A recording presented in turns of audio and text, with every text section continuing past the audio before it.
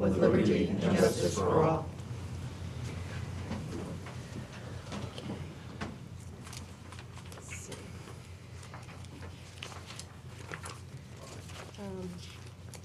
I'd like to make a motion to approve the regular meeting of the minutes for discussion anyway. Sure. I'm going to have some changes in the minutes, which I'd like to wait and do it in the next meeting, if you don't mind. Okay. Because there's going to be some substantial things that I'd like to add. Okay, so would you like to table that till the Yeah, next if we don't meeting? mind it, to table it till the next meeting, and I'll talk to Jen about it. I'll get her draft and you a draft over. Great, Okay? okay. That'd be great. Thanks. What I'd like to do, just so that we can have we're not going to the dogs, but we do have a dog here. So because there had been an overabundance of dogs at the dog pound that was brought to my attention, I thought maybe if we did a little television newscast with this, that we could get some people to notice that there are dogs out there that need to be adopted. And we have got Animal Control Officer Bill McDonough here with Odie. And he is our pet of the every other week. And Bill, if you could bring Odie up here and just tell us something about Odie. Come on, Odie. Come on, Odie. Can you sit? Sit. Be good. Odie's an 8-month-old puppy. We've had him for about 3 weeks now. He's not neutered. It's a male. He's 8 months old. He needs a home. Sweet little dog, needs a little house training, but other than that, friendly. And he's had some training. He'll sit. Now, Bill, if it's $5 to get a dog at the pound, right? $50 if it's not neutered. $50? For the $50, the state gives you a voucher. You get 2 free shots, and it goes toward the neutering or spaying of the dog. And then if they are neutered? $5. Okay. That's good to know. And they can go to 212 Rod Highway? 211, One Rod 211. Highway. 211 One Rod Highway. 254-4857. Telephone number is 254-4857? Correct. Okay. All right. Well, then we don't want to distract everything in the meeting, but if anybody is interested in a dog or a cat or a bird, you can also go down and tell them what type of animal you'd like in case they get one that comes in. So thank you for bringing Odie to visit us. Thank you. Good luck, Odie.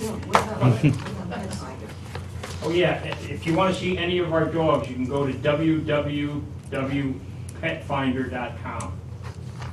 Matter of fact, that'll show you every dog available and cat available in the state. Yes, I know. I think you would a minute. Okay, Pat, Oh, stop petting I him. bet you pit Stop bulls. petting him. Okay, thank you, Bill. Okay. Okay, tax collector refunds. I started to sign those. Would you Sure. like to approve the? I'll make a motion to approve them. Thank you. I second that. All in favor? Aye. Okay. We had a resignation from Flood and Erosion Control Board, Peter Tarek. We thank him for his service and just wanted to recognize that he is stepping down, so we need to fill that position. And we have some other appointments. Let's see. Would you like to make a motion to discuss the appointments? Sure. I'll make a motion that we had discussed the following appointments. There's one for the Golf Commission of Edna Albrecht, there's one for the Board of Health, Carolyn A. Shea, and there's one for Town Planning and Zoning Commission alternate, Gerald F. Alisi. Okay. I second that. Golf Commission, is Lou here? Hi, Lou.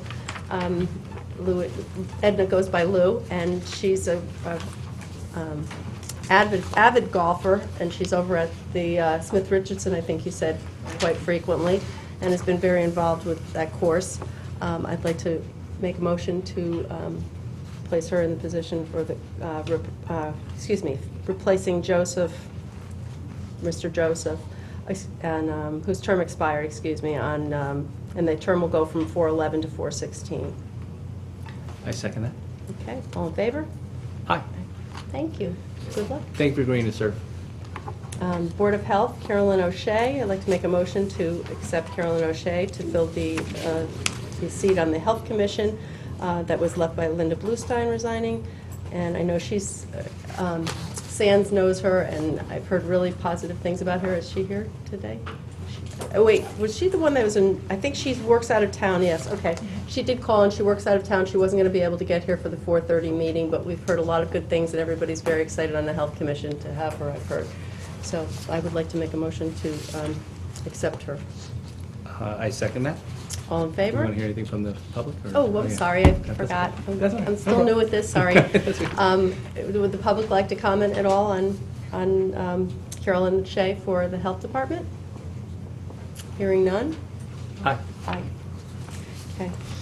Now I'd like to make a motion to put Jerry Alessi's name in for Town Planning and Zoning Commission alternate. I've known Jerry for probably 15 years, about that? About 15 years, and he's got a really great background for this. He knows a lot about construction. He owns a heavy equipment company. He's lived in town, as I said, for about 15 years, and I know his family. He's interested in participating in this, and I think will be a great addition to the zoning board. And so- I'll definitely second that, and I'd like to thank Jerry for willing to step forward and serve, and Jerry comes highly recommended. I've had the opportunity to meet Jerry and speak to him. Also, the Fairfield Republican Town Committee unanimously endorsed him for this position, and I think it's great that he's agreed to do this. So, Okay, all in favor? public. Oh, anybody from the public like to speak on Jerry? Anybody? Okay. Okay, not hearing anything on that? Would you, all in favor? Aye. Aye. Unanimous. Thank you, Jerry. Okay, now, last thing, Board of Selectmen discussion, consideration, and nomination of candidate for interim first selectman. You wanted to have that on the agenda. Well, I guess, pursuant to the charter and the statute, we're supposed to try to work for 30 days to try to come to an agreement between us on who should be the interim first selectman. And, I put some candidates forward the last time. I don't know whether you've had a chance to think about it. I did. None of them have said they had any interest in running for the seat. I did speak to Mike, and he's still interested, and I'd be happy to renominate him for filling the interim position for first selectman. Okay, you spoke to all of them? I spoke to Sue, I think the only one I didn't speak to is Kay Doyle that I can think of. You mentioned Ellery, you mentioned Sue Barrett, you mentioned Kay Doyle. Yep. How about Tom Bremer? Because You I mentioned put Tom into full and as nomination. Tom had actually endorsed Mike. But did you speak to him about whether he'd be willing to serve as interim first selectman? I talked to him about whether or not he still wanted to endorse Mike, because he was looking for Mike to take that place, and he is on his campaign committee. Okay. So, I did, Well, I'd asked him whether he would fill it. He said he would do it if you and I voted for him to do it, just as an interim. So has that discussion come up? Has he told you now he definitely would not do it? the discussion that we had revolved around whether or not he wanted to take on that position right now, and he was supporting Mike, he said. So that's what I got. And Kay Doyle is in Florida half the year, so I thought that really wasn't a valid person to put forth because, she's basically retired and is out of the area. Okay. So As I say- and our town committee still unanimously endorsed Mike, and so not having somebody come up to me and say, I'd really like to do this, I'm still going to nominate Mike for the position. And Yeah, I'd like to well- do that right now. And I understand that the town committee, that the Democratic Town Committee wants to do that. However, my still biggest problem with this thing is that it's really not the town committee's, the Democratic Town Committee's position. There's nothing in the statute or nothing in the charter that gives them that purview. It's a decision that you and I are supposed to try to negotiate here, and usually negotiations are kind of a push and pull and a negotiation, and, What similar? You brought Mike to, you basically, you told me it's your way or the highway with Mike, and I've tried to put other names forth. Mr. Bremer, when I asked him whether he would do it, told me that he would. And he seems to be an excellent candidate considering his background of basically being number 2 of a Fortune 500 company, being an attorney and working in the office for the last 5 years, and being on every negotiating team there's been in the first Selectmen's office under Ken's administration for the last 5 years. He seems like the perfect person to fill those seats for the last 5 months. I'd say a couple things. One, just like Mr. Alessi was here and you commented that the entire Republican Town Committee endorsed him, we've had, every time somebody comes up, it's a Democrat is replacing a Democrat, or when it is a Democrat who replaces a Democrat, the history has been that we've allowed each town committee to come forward with the name of the person who represents their party. In this case, it's the first selectman, it's the highest position. Wouldn't it be logical that we would at least listen to what the party has to say for their highest position? And the other thing is that Mr. Bremer has a role within the government, and it's an important role. And I would venture to say that having him in there, in the role that he's in, it's kind of like, there are times you need a good cop and a bad cop. You need somebody who's an advising person. He's good at that role. I think I would hate to see him leave that role because I think it's a very important role. And I think it's important to have a couple of people to bounce ideas off. If he was the only one in there, there's nobody in there giving him a second way to look at something. I think it's better to have somebody in the position. I think it just gives you a wider breadth of information to go from, and a different perspective. And it's important to have multiple perspectives when you're looking at very complicated issues. All right, but I think it's easier to fill a chief of staff position than it is to fill this interim position, only because he's been in the position and has been in the Flato administration for at least 5 to 6 years. He's been on every negotiating team and could basically walk into the seat tomorrow without skipping a beat. It's some of the concerns I raised the last time. It's some of the concerns about whether decisions, whether they actually happen this way or whether there's a perception that it would happen this way, would be, any decision is going to be weighed against whether it's being made based on a political decision for this upcoming election. And I think the town deserves better than that. I think there's someone to fill the role. I think there's probably multiple people to fill the role. And with this close to go, with 4.5, 5 months to go before the election, it just seems as though we should be trying to find a placeholder, that we should not be trying to put somebody in here that the Democratic Town Committee wants to run for first selectman. That's kind of where we are, and that's my biggest problem, because I like Mike, and I always complimented Mike. I've worked with Mike. Me and Mike get along great and work together great, but that's my problem, is that we're putting into place, it's a political decision to put him into place, and that's what it is. I think, as I said last time, every time you put somebody in, it's a political decision, when they're filling a political role, and it's a party, you've got to fill it with somebody from that party. I think that while Mr. Bremer, I'm sure, might have many great qualities for doing what you're saying, and he knows most of the topics, he doesn't know every topic. He wasn't involved in every decision that Mr. Flato made. So there were certain things that Mr. Flato had his attorney with him on, or our attorney, I should say, and there were other parties like human resources, contracts, all those things that he didn't actually participate in. So it's not like he could go in and be on top of every single topic. Does he know where the people are, who the people are who are involved in things, pretty much like I do from having lived in this town and been involved for so long, and Mr. Tetro does for having lived in this town and been involved for so long, and you do for the same reasons. But this is a situation where we're going before Standard & Poor's for our bond rating review. We're in the middle of, I just went to the pension board meeting the other night, yesterday till 8 o'clock, so I was brought up to speed on some of the issues that they're addressing. There are a lot of things that are going on right now, and the more consistency you can have in this, I think the better. So I'm still going to put forth the name of Mike, because he's been for this budget season for the last 6 years on the Board of Finance. He's been involved, very strategically with Mr. Flynn in representing the Democrats on that and the whole town, and trying to make a more organized way of approaching our budget, and a more transparent way of dealing with the budget. And I think it's shown itself when we were trying to address the different issues related to it. So I think he's absolutely the best candidate who can come in and do this. Whether he stays on after, the public is going to decide who comes or goes in November. And depending on what issues come up in the next 6 months, he's either going to do well on them or he's not going to do well. Our party's either going to do well in getting his name out because, as you may know, I go places all the time, people don't have a clue in the world who I am. So, you know, even after being put in as first selectman, I still have people who don't have any idea about that. So, you know, it's 6 months, it's in the middle of the summer, a lot of people aren't even going to know that. I'd like to see consistency in this position, and I'd like to see somebody who I know is really going to be both willing and able to do the job, and I think willing is a key part of that.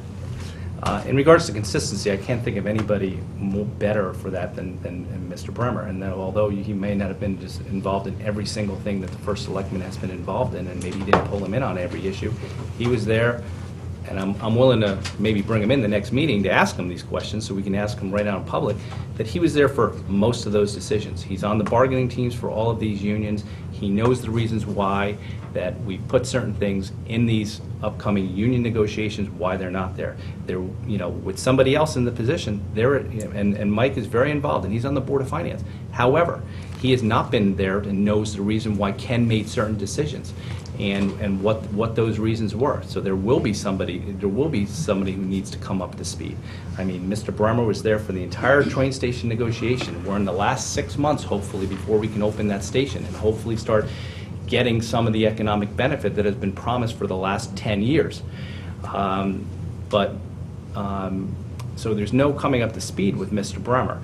And I just think that we owe it to our taxpayers and our public who are voting to have a fair and open and honest discussion about who should be the next first selectman, and that you and I should not be trying to put somebody into that position, you know, early to give somebody an advantage.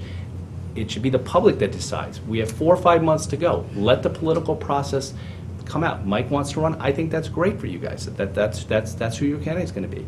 The Republicans are putting up their own candidates. Let there be an open discussion amongst the public on who should be the town's next first selectman. And let's just put somebody in there who has been part of most of the decisions, maybe not all, but knows that office better than anybody else, has worked with Jen, has worked with the rest of the staff, and has worked with all of the town department heads. I've spoken to most of the town department heads. They all like Tom. They trust Tom. They think Tom is one of the fairest guys they've ever met. And I just think that it would be in everybody's best interest, in the town's best interest, if we just put Tom in that position. Well, for consistency, I think that that's not necessarily the case. I know what you're putting forth. I understand it. I think there is a process. The process is laid out in the charter and the state laws, so in terms of getting the public to do whatever you want the public to discuss, there's a process for that. We've discussed it. If we can't agree, it goes to those 18, it's now 18, they figured out that there's one extra one, 18 Democrats who are elected officials. Those people will vote. Whoever gets nominated and endorsed by them will serve. And then if if there are people who are not happy with that, there's another process, which is collecting signatures and having an election. And that's the process. So at this point in time, and I know having been at many, many meetings now, whether it's train station or other issues, I have sat in there where I know that Tom was not a part of the discussion on many issues. So I'm just going to tell you that I don't think it's any better to be going out to try to hunt for somebody who for 6 months wants to be the chief of staff, when the person who deals with all those people who are the department heads on a regular basis can continue to do that in the same way that he was doing that, and can get direction from the person who's acting as first selectman at the time, and they can talk things out together and make valid decisions for the town. And I think that having, again, both opinions on things and having those people work together is the best way to go about doing it. So I'm going to nominate Mr. Tetro again on behalf of myself and the Democratic Party to follow the process that is laid out in the charter and the state statutes. So I'd like to put forth the name of Mike Tetro for selectman interim position.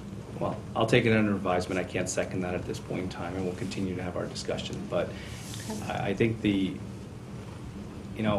part of the reason I want to go over these minutes is because I don't think that the minutes were laid out, and I would ask Jen that she put more detail in the minutes. And one of the reasons I want a lot of detail in the minutes is for if we have a charter revision, because this process, I think, is going to have to be changed.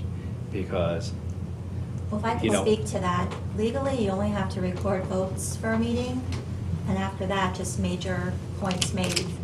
Actually, you're not supposed to write all the detail, so, but it's your prerogative to suggest changes. All right, Jen, I'm not going to get into No, absolutely not. political, go back and forth on this, but I mean, if you read those minutes, they were definitely slanted one way. I suggested 5 other people, and not one of those people's names got in the minutes. I mean, there was reasons why I suggested I have no Mr. problem Hold on, with there was reasons why I suggested Mr. Bremer, and they were very logical reasons. Not one of them got in the minutes. So when someone is going through charter revision and starts looking at this process and starts saying, was this the proper process that we should follow? Is this the proper process that we should follow the next time? Oh, let's see what happens during that those Board of Selectmen meetings.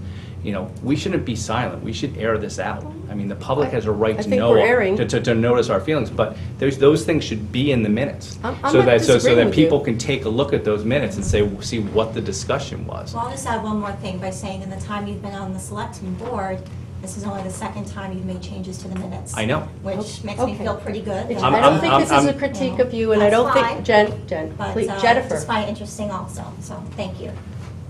Jim, I just Mm-hmm. want to say that I have no problem with you altering the minutes and adding, and when I say Mhm. alter, adding to them so that they're complete, and you know what you said, Mhm. feel free to bring that forward. I have no problem tabling them so that you have the time to do that. So, there's no discussion on that, there's no discrepancy between you and I on that topic, okay?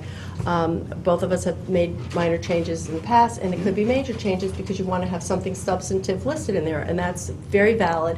God willing, we won't have a situation where, 2 people pass away and then a 3rd person leaves town and there's 3 of us here who are starting fresh.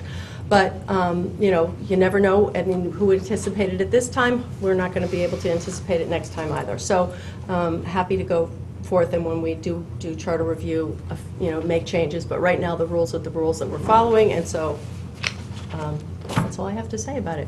Okay. If you're finished with that discussion, then I'd like to go to new business. No, I mean, I'd just like to a couple things to end with. First of all, I'd like to see us continue having this discussion. I mean, I think the fact that there doesn't seem to be any consideration of anybody other than Mr. Tetro. And once again, the process seems to be that you and I should try to agree over 30 days. And I've been offering other names. I will offer 2 others today. I'll Okay. offer Joel Green. I'll offer Alex Trumbecki. Both people were on longstanding people I served with on the RTM, who Alex was actually on the last charter revision, but are also people that know everybody in town, know the department heads, and know the process. So Now, Joel was also on the town committee when they voted unanimously for Mike. Alex isn't on the town committee anymore, but I do know Alex and be happy to chat with him. well, just because they were on the town committee and might have endorsed Mike doesn't mean that, if there was a consideration of somebody else. I mean, because right now, all we're hearing that is if they were not chosen by the Democratic Town Committee, then there's no further discussion in regards to it, and that basically, there's either a gun to my head, either I go along with it, or we write out the 30 days, and you'll go around me by having then the Democratic Town Committee machine go to the 18 electors and make them choose I Mike. think gun to my head, going around me are poor choices of words in this situation, because right now there's a process I'm following. It's listed in the charter, it's listed in the state statutes. I don't need to be making it sound like, I'm putting a gun to your head. It's not a gun to your head, it's a process. This is the process. Our party has made a decision. I was asked to present that name. Mhm. The other people were there. Before that ever happened, people knew Ken was considering this. People knew that there was a potential that he would not be here for the next election, and they knew that he might be leaving before that. They all knew that I was the one who was going to be presenting names here. Not one person besides Mike sent me a resume, sent me a letter, called me, asked me anything about wanting to take that position on. So I'm just telling you, I'm giving forth the name of somebody who's ready, willing, and able to go forward and do the job. And somebody who's been endorsed by my entire party at the town committee level, so unanimously, as I said. So as far as I'm concerned, I'm following the process. This is the process. I've listened to the people you've mentioned. I've considered what you've said. I've talked to several of them, most of them, in fact. As I said, I didn't speak to Kay.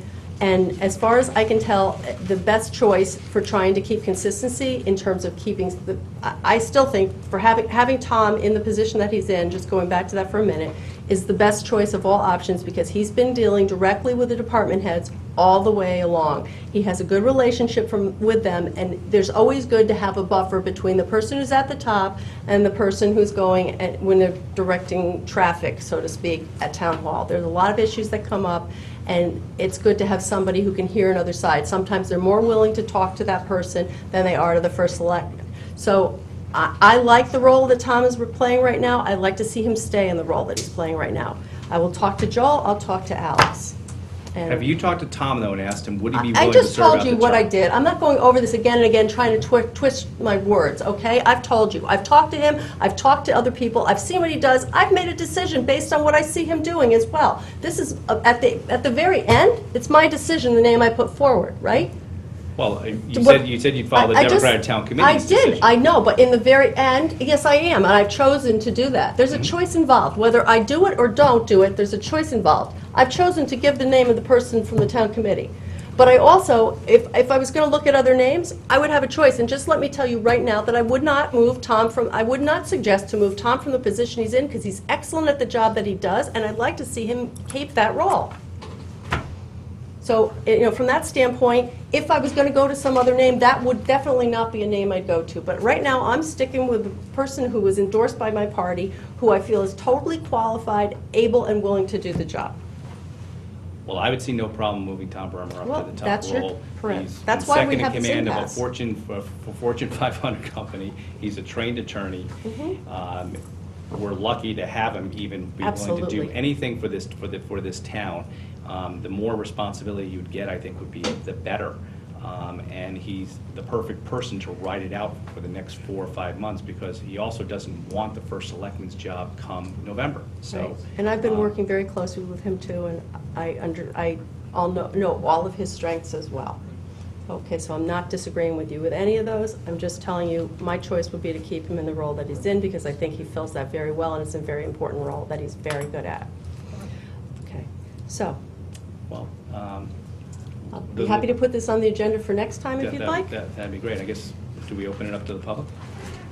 Actually, no, this is actually just a discussion that we're supposed to be having. It's not a public discussion. It's a discussion between us about the candidate. So I'd like to move on to new business. No, the public doesn't get a right to discuss this? Actually, no. There's a process that's dictated in the charter, and we are discussing what we're supposed to discuss. We can select somebody or we cannot. We did not. That's where it needs to go. I just think that the So- public has a right to speak on it. Okay, well, that's not how the rules go. So I'm going to go to new business right now. Would Okay. you like to discuss new business? Sure. Okay, do you have any new business? Yes, I would like to, for under new business, that make a motion that we discuss the referendum to the Oh, extent thank that you. it has been certified, which I heard from the fiscal officer, thought we were going to have it certified by 4:30, so. It is, and we do. So to the extent that now it has been certified and we're going to have a referendum, I'd Thank like to you. move that for a discussion, so that maybe we can choose a time, date, place, and method. Yes, it has been certified, and we do need to pick all those things. I know June 14th has been discussed as a possible date for it. The school is not out yet by then, but it's a time period that, I know that Paul Hiller has mentioned that he needs to kind of get this rolling. Before it gets tax bills out. Right. Sure. So, I would be in favor of June 14th personally. I would second that. Okay, and do you want to go through each of the items and then? Sure, maybe we should just make a Okay. motion at the end. Could I interrupt for just one Sure. moment, please?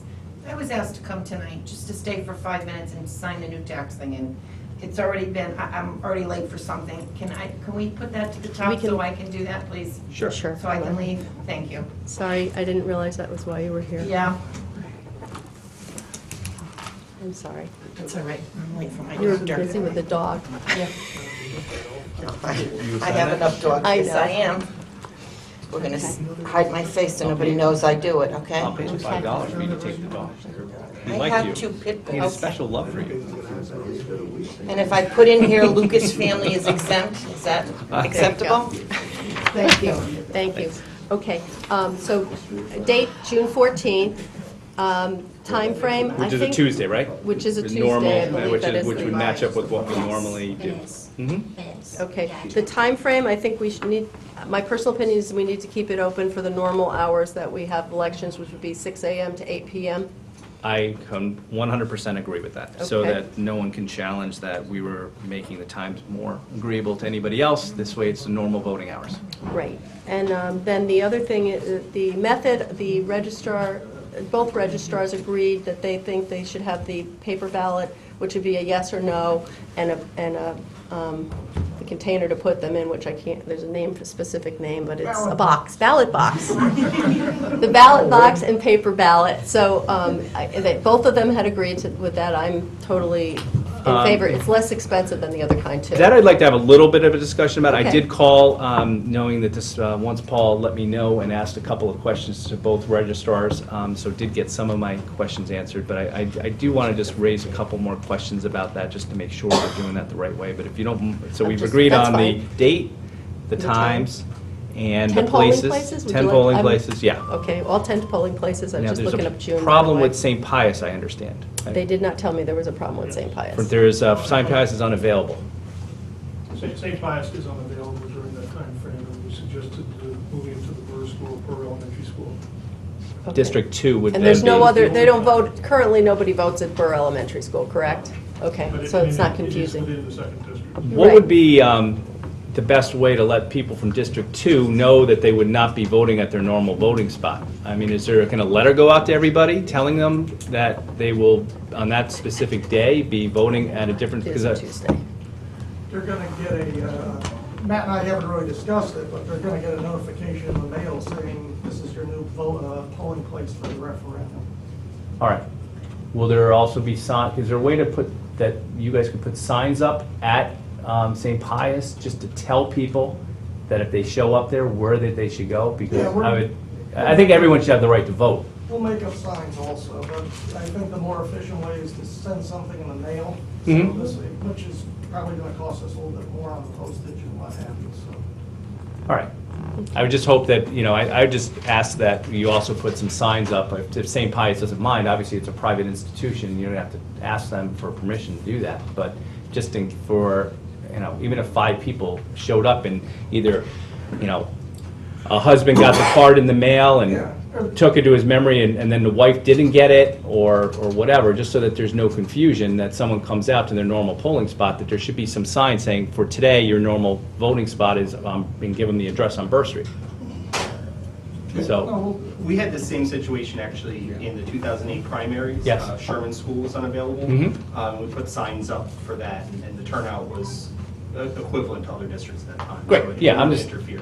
I think putting the signs up would be just a stopgap in case somebody missed the mailing. Yeah, and obviously both sets of advocates All will right. make the polling place known to Okay. people. So, yeah, I would agree on the change to Burr and District 2, but all the other normal voting spaces in the other districts. And then you were talking about the, Yeah, maybe we should bring Matt and Yeah. Roger up, and they said that they might have some information to present us on costs and Fine. budgets and things like that. I have here what we did for the referendum in 2010 and also the primary, so you can sort of get your idea of what we've done in using the machine and the ballot boxes. This is based on what we discussed.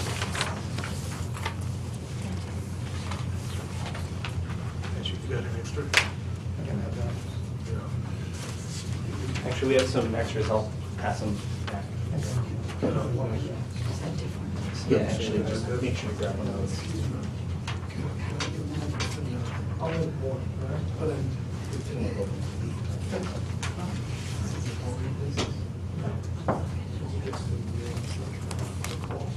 Oh, yeah.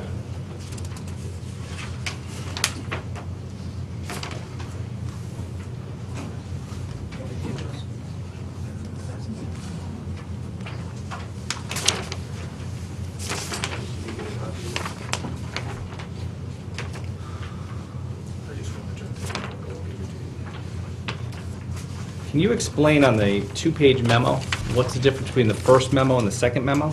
This is actually from 2010. It's a memo Roger prepared detailing the costs for both 2 primaries and for the referendum. So the first page is what? This Represents what? The $10,259.05. What was that the cost for? The 2010 referendum. The referendum. And then the second page, which totals $32,997, what does that represent? For two simultaneous primaries. in Two 2010. simultaneous primaries, okay. So the last referendum in 2010 cost us $10,259.05.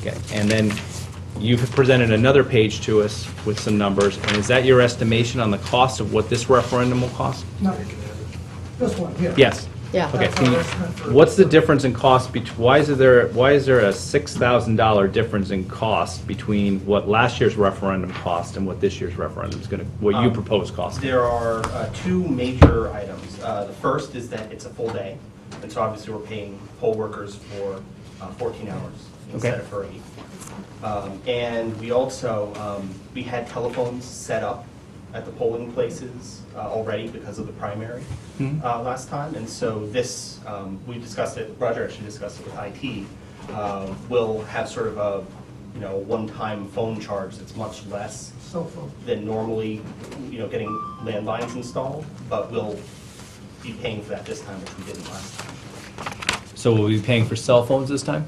Yeah, or like the one-day Pay-as-you-go drop 'em types. type of thing.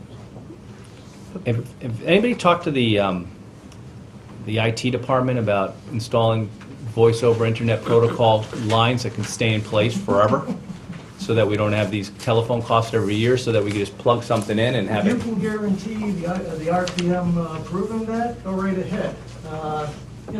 We just went through that business with the MS7, so Mhm. see where that went.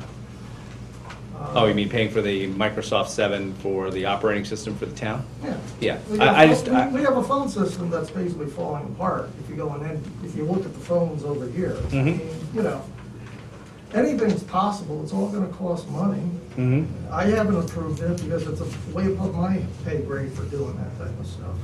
Right. If I may, actually, a referendum is not subject to a lot of the requirements under the Help America Vote Act for having landlines installed and having a fax machine installed. Mhm. For a normal election, we're still required to have one analog fax machine. And so some towns have actually started experimenting with voice over IP, Mhm. but they haven't been able to replace it totally, just because there's still that requirement for fax machines. So it's something that registrars in general are looking at, but we haven't, taken that jump yet. Okay. So the $6,000 based on the cost of the cell phones and based on the cost of the extra 4 hours? Or 6 hours? More balloting, Okay. ballots are more. Why are the ballots more than last year? Why is it last year they were $240, and then this year you're We're ordering more. budgeting 1,000? We're ordering more. Excuse me? Ordering We're more? ordering more. Why We're did you- ordering 20,000 ballots. Why are we ordering more ballots this year? It doesn't seem like the population in town has changed all that dramatically. So why is there 3 times the cost for them We for the believe ballots? this will have more people attending Okay. So you're just trying to make sure we don't have a Bridgeport it. Yeah. situation? There's also an element, part of the cost is of printing the ballots, and part of it is in bundling them in pre-count sets. Mhm. It's a part of how we keep an inventory and an accurate record of how many ballots have been voted. We ran into a problem with our vendor where we budgeted for the printing, and they came back and said the packaging would be separate. So this is both packaging and printing. We weren't really aware that the packaging side cost so much as a component of the ballots, and so that's sort of been straightened out this time. So last year when I see that the ballots cost us $240, there was an additional cost for the bundling them? I think Packaging Roger them? negotiated them out of that. Yeah. So they gave it to us for free, basically, last No, year? there was some bit of an extra cost, but not much. We ended up grabbing it out of our regular budget. Do you know how much that was? No, it wasn't that much. Not that much, like, What we're thinking of, when, this is sort of what the cost would be for this referendum. When the time comes, we'll look at our budget to see where we are. If we have the funds in the budget, that's fine. If we need a little extra, we'll figure out how much more and come back to you. okay. How many ballots did we get last year? Because this year you're getting 20,000. 30%, That was 15 or 18, I think. 15 or 18? That was for the softball field? Yeah. So I think they just think the turnout's going to be a lot higher for the education versus the I don't softball. know if it is. We have more- Issue. Yeah, it just seems as though that's 3 times as expensive, but only 3,000 Right, more but votes. it's probably more, closer to half, double the price, but because, how many ballots did you say you printed last time? We'd have to review it. I think it was probably between 15 and 18,000. The price of printing them could have gone up too, but are you planning on doing the same type of ballots? I mean, last year, didn't you have the ones with the machine, or Last did you time we have? used a local person who was on the RTM. Wait, but, no, but were they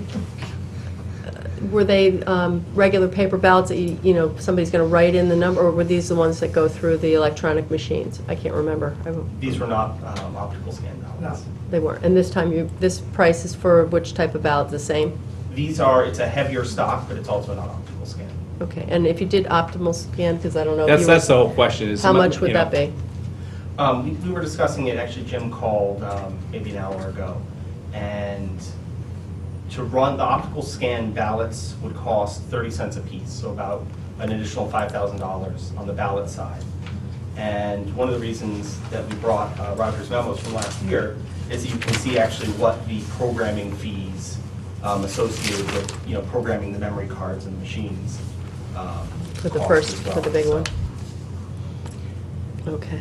And one of the things I'd spoken, and I don't know whether you've had a chance to talk to any of the communities, because at one point you and I had a conversation about the programming, that some communities with referendums have what you called yes or no cards. So if there's a yes or no question, a one question, it's a specific card that you can Right. basically just drop in at any point in time, and there's no programming required for it, correct? Right, it's something that for towns that have 4 or 5 referenda a year that they'll use.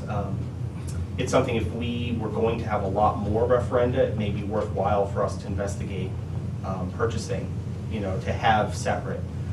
Last year, we went specifically to the ballot boxes because following an election or primary, our machines are sequestered for 14 days. We can't actually use them for other election events for a certain amount of time afterwards. So that's an option we have if we anticipate a lot more primaries, but we're sort of, it seems like it's a trickle in Fairfield. If it threatens to become a flood, you may see that as a budget line coming down the road. It's just something I think maybe in the future we should explore, because right now we've had 2 in 2 years, and who knows what's going to be happening from now on. So if we had these, or could borrow them from somebody, or temporarily rent them. Monroe, up until this year, usually has 2 or 3, and they use paper ballots. And you just can't count them. They don't have the cards. It just seems like we have this technology, we have these optical scanners, we have this technology that basically 1 minute after the election closes down, we would have the tally of this election, of That's this not a referendum. minute. No? No. You'd close it down, you do a couple of things with security, and then Yeah, it's not it a would minute, print out a no. receipt with two numbers, a yes and a no number? Depending on the ballots, if it's a yes and no, it's pretty simple to count yes and no's. Do you have absentee ballots? There will be absentee ballots. I asked Annie Roach, the deputy town clerk, what the cost she estimates will be. She gave me the figure of about 1,000, but you might want to check with Betsy when she returns from her Okay. vacation. Okay. So That'll be additional, it's not included. but the process would be the same as for regular absentee ballots? Yeah, it'll look like a regular absentee ballot, except the ballot, the actual yes, the question yes, no, will look like what we're printing up, so that panel will be the same. Last year, what was the total number of votes in the referendum? Do you have any idea, approximate? It was, I believe it was around 10 to 12% turning out. So that would have been under It 5,000. was about 5,000, I believe. You had to have 8,848, and it was like 5,000 something. How long did it take to count those hand ballots? Our poll workers were done around 9. So about an hour at a polling And so spot? they came back and did their paperwork with us after. It was actually, we were able to close up town hall by 10 p.m. And so we had to send the janitors home. They were used to being there till 2, 3 in the morning, so. And I asked you this question earlier, but just to get it on the record, there's no additional cost for the poll workers that count the hand paper ballots, correct? We pay them a flat fee for the day, so there's Okay. no extra. based on that, those questions, I mean, as much as I'd like to have the accuracy and the quick timing of the optical ballots, I don't feel like we should, I don't a feel lot like of we should money. spend the extra $5,000 or more Yeah. doing it when we're, you know, it's, I guess the answer would be known in an hour afterwards, as long as we don't have to pay anybody. So I guess I would agree to go with the paper ballots, although Okay. it might be something to explore, at least to get numbers on it, if we continue to see these referendum year in, year out, to Absolutely. You might want to bring what the investment might be and what the cost you would, you know, in the future, just bring it to us just to see whether it's something we might want to explore doing in the future. Yeah, sure. You might want to bring the numbers to for the budget hearings next year, just to talk about it and see if they might, you know, propose.